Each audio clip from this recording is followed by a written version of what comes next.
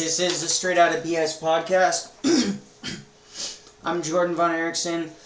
I'm the creator of this channel.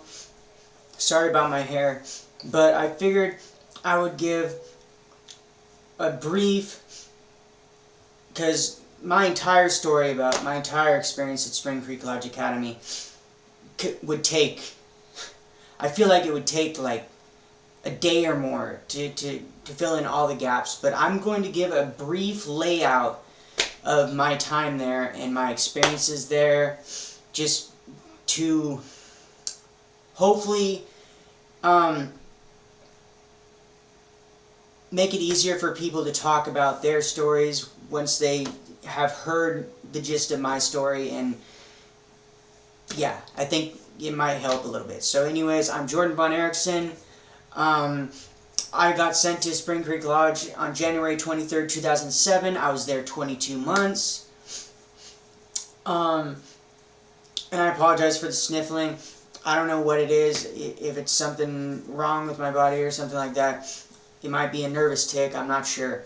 So I apologize for that. I'm not doing coke, I don't do drugs, I'm 10 months sober, I just smoke weed. So anyways, so I got sent there. And for the first year I was there, I rebelled against the program. I was pretty much like, you know, fuck this place. I'm not going to do anything.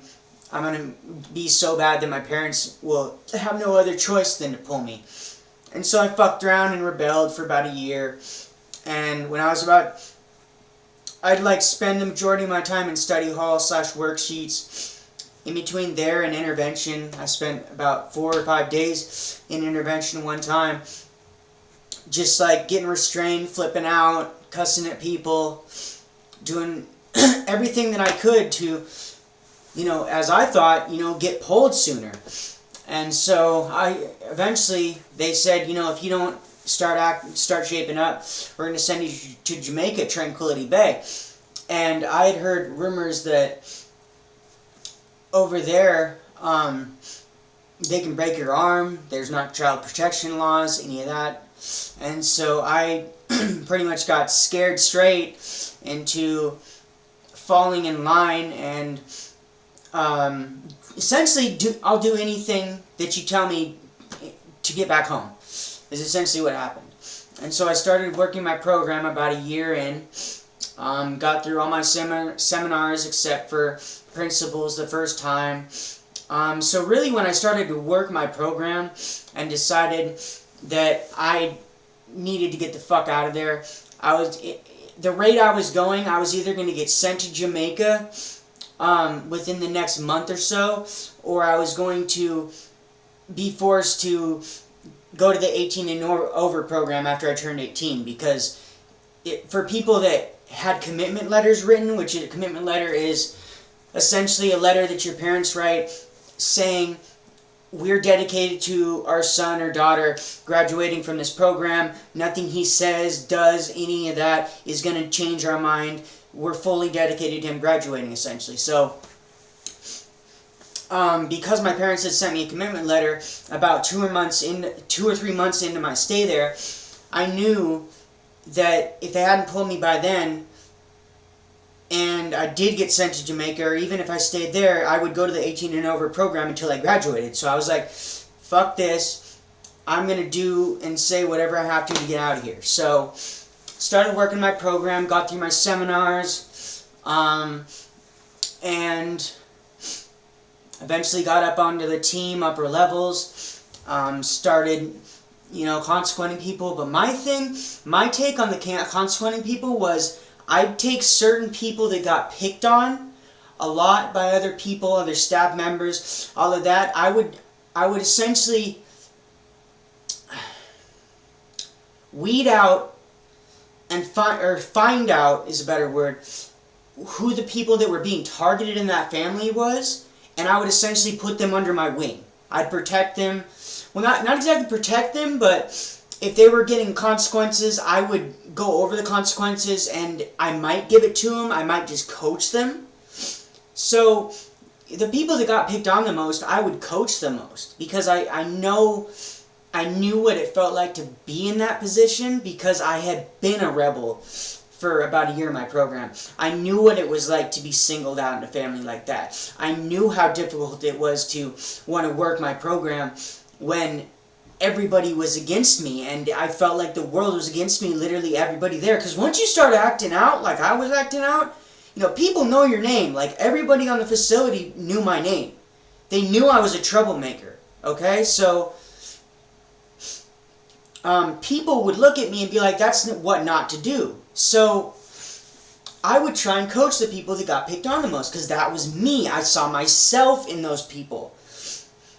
Of course, I would consequence people, you know, regularly and whatnot, but those people I would coach with and kind of take under my wing and mentor.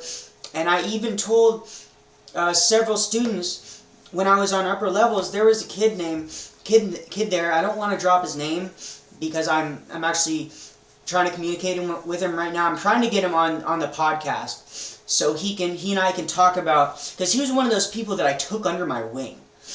Really, really hardcore, took under my wing and just completely looked out for him. He got picked on like every day.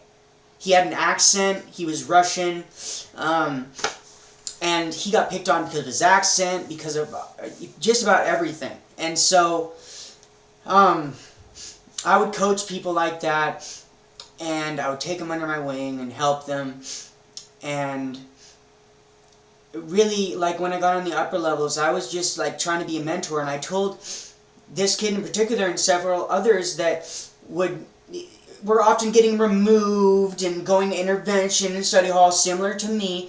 Okay, I would tell them, if you ever need to talk to somebody, I don't care what time of day it is, okay, tell a staff member to radio and see if they can get a hold of me somewhere down in lower facility or wherever I might be, and I will come up, drop whatever I'm doing, come up here and coach you and mentor you and help you, and give you somebody to talk to, give you an outlet.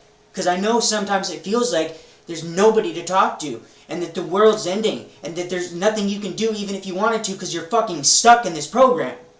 So I know what it was like, okay? And so I help people, and that was the most rewarding part of my program, was helping people, mentoring people, putting myself in other people's shoes, being able to empathize with people. I'm a huge empath. I wear my heart on my sleeve. I've always been that way. And I think Spring Creek brought that out of me even more, because I was humbled. Everything was stripped from me. I was broken and I was built back up. But in that breaking me down and building me back up, I was able to help a lot of people, I feel like.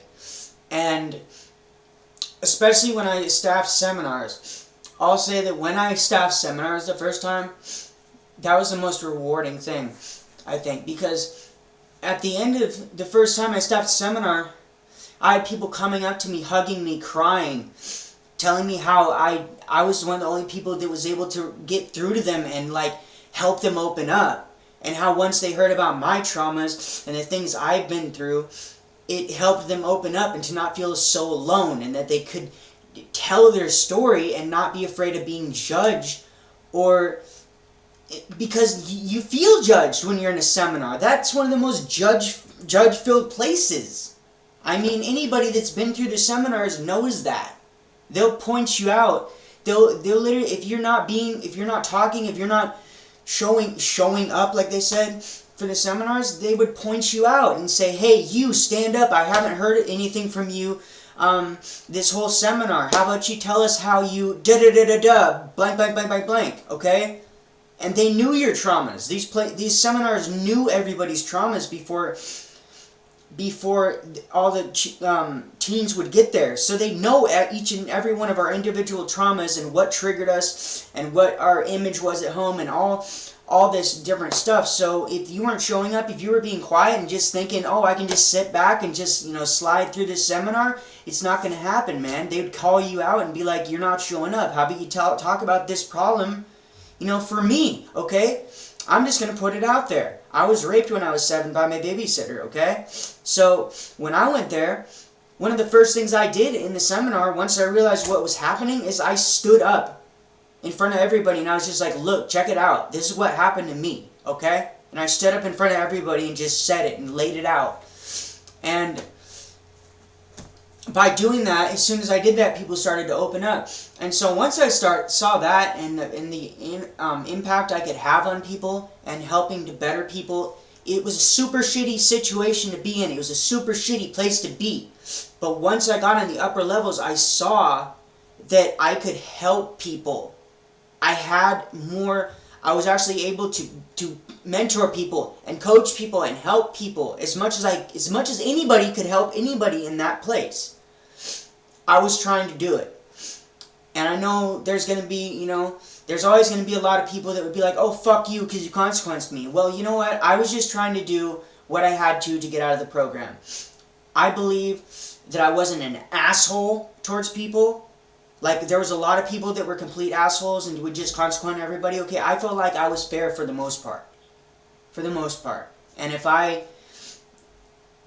anybody else feels differently that I know from the program,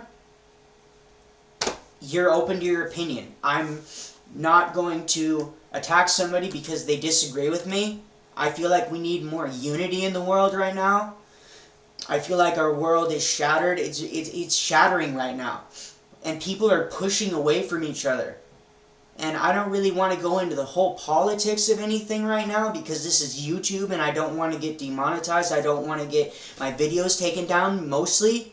Okay? I don't really give a shit about the monetization. This is for awareness. Okay? If I somehow someday end up getting monetized by this or whatnot, hopefully I can have enough money to donate some towards teens in crisis. Because really that's what this is in the long term about. I want to be able to build like a non-profit or something to help teens in crisis. To, maybe even make a call center with people that have actually been through programs like this. For people that are feeling suicidal to call. And feel like they're not alone. And feel like they can actually open up. Because people have been through the same shit that they have. And they're not talking to a fucking wall. I want to make it so I can be a platform and a safe place for people to spread their stories. And that's why I made this podcast. That's why I made this podcast. And I want to help people. I just want to help people. And that's what I want to do. And I thought that I would lay out my story, the gist of it. And just let people know that you guys aren't alone.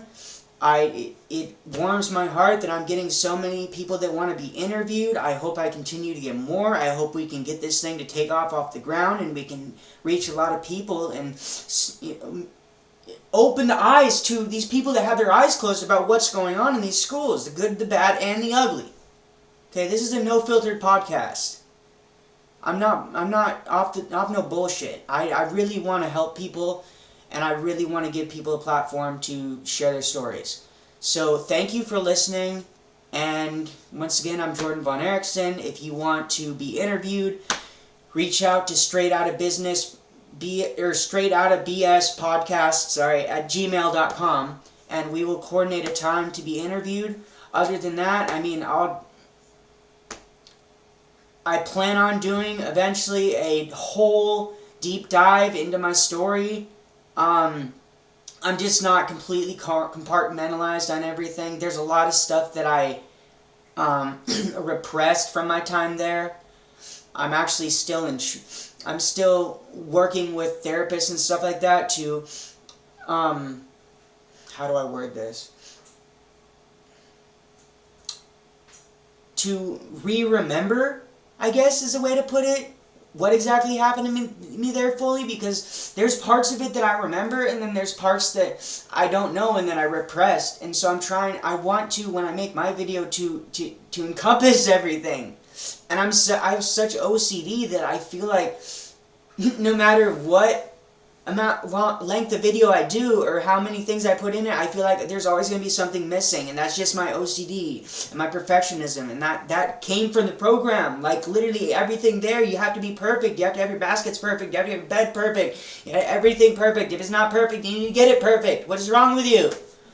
You self-correct your cat 3 for having a messy basket. Staff corrected. I don't give a fuck. Literally, I'm just saying, so eventually, don't get me wrong, eventually I'll put out a full video I'll make that commitment. I just don't know when. I just wanted to give you guys a little gist about my experience there. And I'll throw in a little caveat at the end too. Fuck it. When I was there, I made acid out of orange peels and toothpaste. I knew a guy that drank orange cleaner just to get fucked up. I knew people that fucking snorted laundry detergent to get fucked up. No, I'm not joking. And, you know, I fucking snorted, I cheeked some of my meds, snorted them, and then found out they were acne medication, fucked my face all up. I mean, hella shit went down there.